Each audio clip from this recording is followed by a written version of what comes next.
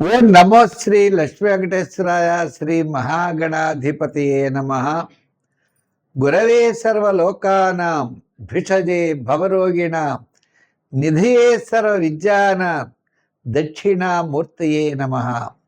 ప్రేక్షకుల నమస్కారాలు తెలియజేస్తూ మనం ఈ వారం రాశి ఫలాలు తెలుసుకుందాం. మరి తారీఖు జూలై 12 నుండి జూలై 18 వరకు గ్రహాల యొక్క పరిస్థితి చూసినట్లయితే వృషభ రాశిలో చంద్రుడు కుజుడు, అదేవిధంగా రవి బుధులు మిథున రాశిలో, కర్కాటక రాశిలో గురుడు, సింహరాశిలో శుక్రకేతువులు, అలాగే మీనరాశిలో శని, కుంభరాశిలో రాహు. అంటే చంద్రుడి యొక్క సంచారం మీకు వృషభ, మిథున, కర్కాటక, సింహరాశుల్లో ఈ వారం చంద్ర సంచారం ఉంటుంది. అయితే ఇప్పుడు మనం 12వ తారీఖు నుంచి 18వ తారీఖు వరకు అనుకున్నాం కాబట్టి ముఖ్యమైన పండుగల్లో 12వ తారీఖు మాస శివరాత్రి. ఆ రోజు తప్పనిసరిగా పగలు ఉపవాసం చేసి సాయంకాలం వేళ మరి శివ దర్శనం చేసుకుని నక్షత్రాన్ని చూసి భోజనం చేసి పగలల్లా కూడా ఉపవాసం చేయడం, శివ దర్శనం, శివాభిషేకం చాలా విశేషమైన ఫలితాన్ని ఇస్తాయి. అంటే రాత్రి చతుర్దశి ఉన్నటువంటి రోజు 12వ తారీఖు కాబట్టి మాస శివరాత్రి వచ్చింది. ఇంకా సావిత్రి వ్రతము అని 14వ తారీఖు సావిత్రి వ్రతం అని ఒకటి ఉంది. ఈ సావిత్రి వ్రతం మరి వివాహం కానటువంటి స్త్రీలు కూడా ఈ సావిత్రీదేవిని పూజిస్తూ ఉంటారు. ఇంకా తర్వాత 12 తర్వాత మనకి 14 సావిత్రి వ్రతము, 15వ తారీఖు గురుమూఢమి ప్రారంభం. అంటే గురుడు రవి కలుస్తారన్నమాట, కర్కాటక రాశిలోకి వచ్చేస్తారు, గురుమూఢం ప్రారంభం అవుతుంది. 16వ తారీఖు మరి పూరి జగన్నాథుడి యొక్క రథయాత్ర, అవి చాలా విశేషం. జగన్నాథుడిని మనం సేవించాలి. ఆ జగన్నాథుడు మన యొక్క సమస్తమైనటువంటి సంపదలు ఇవ్వడానికి లక్ష్మీ సమేతుడై ఉంటాడు. అంచేతనే శ్రీమద్ భాగవతం అన్నాం. శ్రీమద్ భాగవతం, లక్ష్మీదేవితో కూడిన భాగవతం, భగవంతుడు ఉండాలి మనకి. ఇప్పుడు తిరుమల వెంకటేశ్వర స్వామి కూడా ఆయన వక్షస్థలం మీద లక్ష్మీదేవి ఉంటుందట, కౌస్తుభమణి. ఆ లక్ష్మీ సమేతుడై ఉంటాడు ఆయన. అంచేత అటువంటి ఆయన మనం పూజించాలి. కాబట్టి జగన్నాథుణ్ణి, జగత్తు ప్లస్ నాథ జగన్నాథ, జగత్తుకి నాథుడు అంటే ఆయనే దైవము, అటువంటి వాడు. అదేవిధంగా మరి మనకి 17వ తారీఖున దక్షిణాయనం ప్రారంభం అవుతోందండి. ఇది చాలా ఇంపార్టెంట్ విషయం.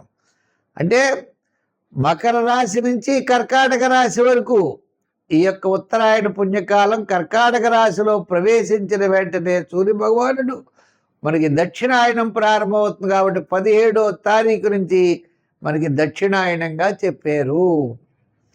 మళ్ళా ధనుర్రాశి, మకర రాశి, సంక్రాంతి వరకు ఈ కాలం అంతా కూడా ధనుర్రాశి మనం దక్షిణాయనంగా చెప్పుకోవాలి. అటువంటి విశేషం కలిగినటువంటి రోజులు.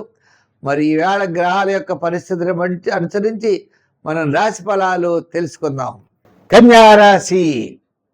ఈ కన్యారాశి వారికి మనం ఆలోచించినట్లయితే భాగ్యంలో గురుడు ఉన్నాడు. చాలా అనుకూలమైన వాతావరణం అన్నది. దశమ, ఏకాదశ, ద్వాదశ స్థానాల్లో చంద్ర సంచారం సోమవారం నుండి గురువారం వరకు అత్యద్భుతంగా ఉంటుంది. ఆత్మస్థైర్యం, ధైర్యం, ప్రతి పని కూడా చేయగలనే ఆత్మవిశ్వాసం, క్యాలిక్యులేషన్స్ చాలా కరెక్ట్గా ఉంటాయి. అనుకునేటువంటి పనులన్నీ విజయం సాధించగలుగుతారు. విందులు వినోదాల్లో పాల్గొంటారు. విద్యార్థులకి మంచి అవకాశాలు లభిస్తాయి. రాజకీయ నాయకులు కూడా కాస్త రండి రండి అంటారు. వృత్తుల పరంగా మనం చూస్తే న్యాయవాదులు, వైద్యులు, కళారంగం వారు, చేతి వృత్తి పనివారు, చిన్న చిన్న వృత్తుల వారికి కూడా కాస్త మెరుగైనటువంటి ఫలితాలు ఈ వారం కనబడుతున్నాయి. వ్యాపారాత్మకంగా ఆర్థిక లావాదేవీలు సోమవారం నుండి శుక్రవారం వరకు కాస్త మెరుగైనటువంటి ఫలితాలు ఉన్నాయి. మరి ఈ కన్యా రాశి వారికి గోచార రీత్యా చాలా అత్యద్భుతమైనటువంటి ఫలితాలు ఉన్నాయి. ఒకటే ఇద్దరు ముగ్గురు అంటుకుంటూ ఉంటారు, నాకు బాగోలేదండి అనొచ్చు. వాళ్ళు వ్యక్తిగత జాతకంలో ఏదైనా ప్రభావం దోషంగా ఉంటే చెప్పలేమేమో కానీ ఈ కన్యా రాశి వారికి గోచార రీత్యా అనుకూలమైన ఫలితాలు అయితే ఉన్నాయి. ఆర్థిక పరమైనటువంటి డెవలప్మెంట్స్, అలాగే నూతనమైన ఒప్పందాలు, నూతనమైనటువంటి విషయాల మీద ఆలోచనలు, దాని గురించి కొత్త వ్యక్తులను కలుసుకుంటూ ఉండడం, కొన్ని రకాలైనటువంటి మీ అభివృద్ధి కోసం చేసేటువంటి ప్రయత్నాలు ముందుకు సాగుతాయి. అంతేకాకుండా దూరం నుండి కొన్ని శుభవార్తలు కూడా అందుతాయి. ముఖ్యమైన వ్యక్తులతో కాస్త పరిచయాలు ఏర్పడతాయి. మీరు ఏ విధంగా ముందుకు వెళ్ళాలనే ఆలోచన మిమ్మల్ని మీకు ముందుకు తీసుకెడుతుంది. 5, 6, 8 సంఖ్యలు మంచివి. తెలుపు, గ్రీన్ కలర్స్ మంచివి. వెంకటేశ్వర స్వామి వారికి, ఆంజనేయ స్వామి వారికి లేకపోతే తులసి మాలలను వెయ్యండి. శనివారం, మంగళవారాలు, కుదరకపోతే బుధవారం, ఈ 3 రోజుల్లో వేస్తూ ఉండండి. తప్పనిసరిగా మీ యొక్క క్యాలిక్యులేషన్స్, మీ యొక్క ఆలోచన, మీ విధి విధానాలు చాలా కరెక్ట్గా ముందుకు వెళ్ళేటువంటి పరిస్థితులు.